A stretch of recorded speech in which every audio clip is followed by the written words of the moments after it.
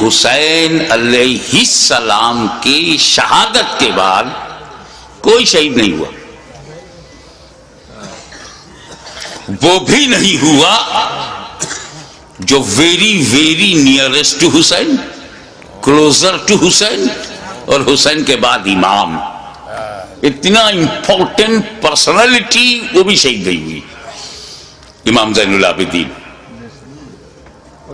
سید الساجدین، وہ شہید نہیں ہوئے. جبکہ حسین کے بعد امام زین العابدین کے لیول کا اہل بیت میں کربلا میں کوئی دوسرا نہ تھا. توجہ چاہوں گا. جس امامت پر زین العابدین فائز تھے وہ امامت نہ علی اکبر کے پاس تھی، نہ وہ قاسم کے پاس تھی، نہ عباس علم بردار شاہکار وفا کے پاس تھی جو امام زین العابدین کے پاس. تو حسین کو مارنا امامت کی وجہ سے اگر ضروری تھا تو امام زین العابدین کو اس کے بعد شہید کرنا اور بھی ضروری تھا. لیکن امام حسین کے بعد کسی کا شہید نہ ہونا ثبوت ہے، دلیل ہے کہ اگر امام حسین اور پہلے شہید ہو جاتے تو سب بچ جاتے. پھر امام حسین نے شہادت میں تاخیر کیوں کی؟ حر کی جگہ خود بڑھ جاتے اور امام حسین شہید ہو جاتے. تو جیسے امام حسین کی شہادت کے بعد وقت کا امام شہید نہیں ہوا، یہ بچے بھی شہید نہیں ہوتے. نہ امام حسن کا بیٹا شہید ہوتا، نہ امام حسین کا بیٹا شہید ہوتا. پھر امام حسین نے گردن دینے میں تاخیر کیوں کی؟ بالکل آخر میں کیوں اپنی گردن دی؟ اس کا جواب تم نے تو اہل بیت کو پہچانا ہی نہیں. جیسا سوچتے ہو ویسا ان کو بھی سمجھتے ہو. ارے پاک کی اولاد ہے، پاک ہے، پلیت کی سمجھ میں کیسے آئے؟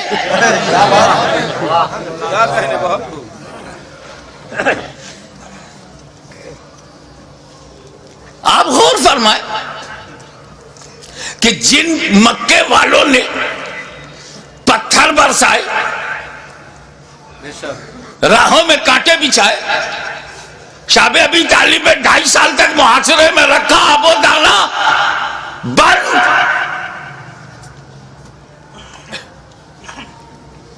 13 سال تک مسلسل ظلم و ستم کا ایک نہ ختم ہونے والا سلسلہ.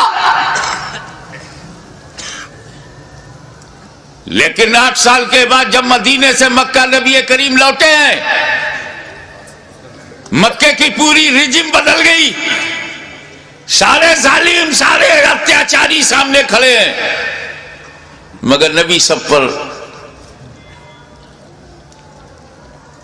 رحمت کی نظر ڈال رہے ہیں. وَأَنْتُمُ الطُّلَقَاءُ، جاؤ تم سب آزاد ہو، میں نے معاف کر دیا.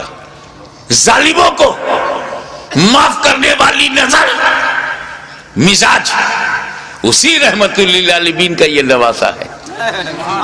جس کا رسول رؤوف الرحیم ہے، نہیں چاہتے کہ کوئی بندہ جہنم میں جائے. ان کا نواسا کب چاہے گا؟ دشمن صحیح، مگر یہ جہنم کی تعداد بڑھی تو میرا کیا فائدہ؟ موقع دو سدھرنے کا، موقع دو سنبھلنے کا، اپارچونٹی دو گائیڈنس پانے کا. مقصد یہ تھا یزیدیوں تم کسی کو قتل نہ کرو، اسی میں تمہاری بھلائی ہے، اسی میں تمہاری بچت ہے، فلاح ہے. بدل دو اپنے ارادے کو، بدل دو اپنے خیالات کو. اہل بیت کے خون سے اپنی تلواروں کی پیاس نہ بجھاؤ. خطبہ دیا، سمجھایا، موقع دیا، لیکن محسوس ہوا کہ یہ سب بے شرمی کی انتہا کو پہنچے ہوئے ضدی، یہ کلاب الدنیا بھی ہے، کلاب النار بھی.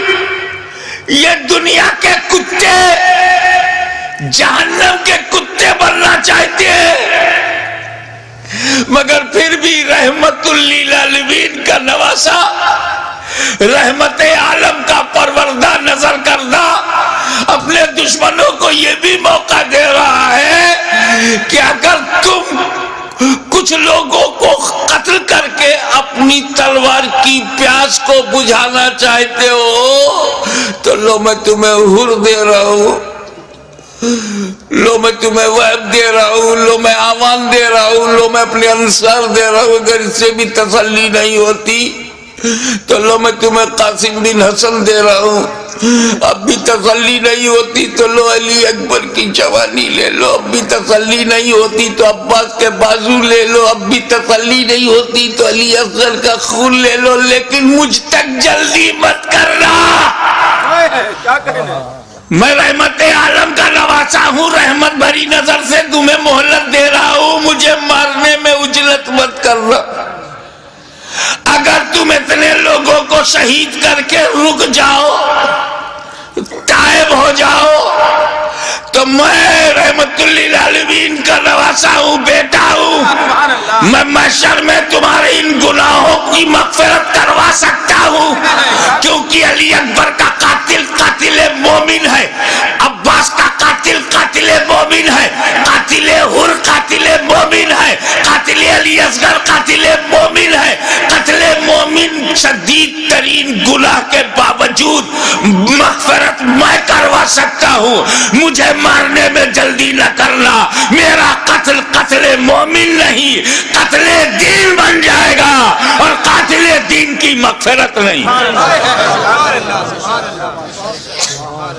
लेकिन जब ये महसूस होने लगा खत्मल्लाहु अला कुलूबिहिम व अला अबसारिहिम, जब अल्लाह ताला ने उनकी समाअत पर, अबसार पर, बसारत पर पहरा बिठा दिया, मोहर लगा दिया और हुज्जत तमाम हो गई, जितनी मोहलतें देनी थी दी जा चुकी, जितनी मौके फराहिम करने थे हो चुके, जितनी बार ज़मीर को जगाना था जगा चुके, लेकिन इन मुर्दा दिलों में टस से मस जब कोई नहीं हुआ तब बिल आखिर फैसला वही हुआ, ए नाना जान जो मैंने वादा किया था निभाने जा रहा हूँ, ए पिदर बुजुर्गवार खैबर शिकन जिस नीयत से आपने परवरिश की है उस मकसूद की तरफ जा रहा हूँ, ए मादर मेहरबान खातून जन्नत जो समझ कर आपने दूध पिलाया था आज उसका हक अदा करने जा रहा हूँ। नतीजा क्या हुआ, खेमे में गए, अपने वालिद का अपने नाना का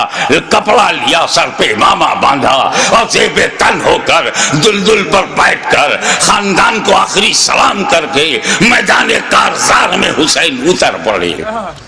एड़ लगाई, घोड़े को नाज है कि आज इमाम मेरे ऊपर है, इमाम को नाज है कि घोड़ा भी मेरा वफादार है। चल पड़े। इमाम ने यजीदी लश्कर पर जब हमला किया, वार किया, यजीदियों में इंतशार पैदा हो गया। हैदरी कछार का शेर नर जब बिफर कर ज्यादी भेड़ियों पर हमलावर हुआ तो कुश्तों के पुश्ते लगा दिए, लाशों का ढेर लगा दिया। भूखा प्यासा हुसैन खाते पीतों को काटता हुआ चला जा रहा है। तलवार चमकी, हवा में लहराई तो ऐसा नहीं लगता था कि हुसैन के तन्हा हाथ में अकेली तलवार है, ऐसा लगता था जैसे आसमान की तमाम बिजलियां तलवार में समा गई हो। ऐसा लगता था कि सितारों ने अपनी जगह छोड़कर जुल्फकार की धार में आ गई हो। ऐसा लगता था कि आदम का हाथ दुआ के लिए उठ गया हो। ऐसा लगता था कि नूह की कश्ती अपने नजात का रुख देख रही है। ऐसा लगता था कि दरियाए नील में फिरौन गर्क हो रहा है, यजीदी तबाह हो रहे हैं। ऐसा लगता था जैसे काबे का रुख किबला, काबे का रुख काबा की तरफ हो गया हो।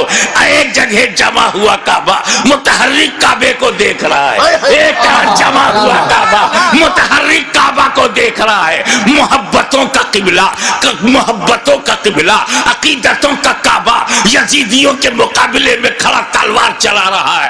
ऐसा लगता था कि